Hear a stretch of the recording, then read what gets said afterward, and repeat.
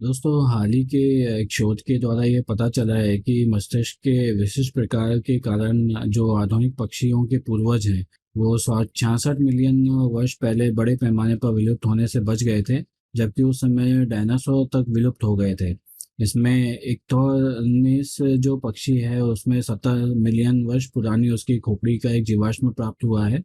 उस मस्तिष्क की जो 3D प्रकृतियां बनाकर वैज्ञानिकों ने देखी है और यह पाया है कि वर्तमान पक्षियों के विपरीत इक्थायोनस जो मस्तिष्क का है उसका छोटा भाग इस कार्य को करने में सक्षम है।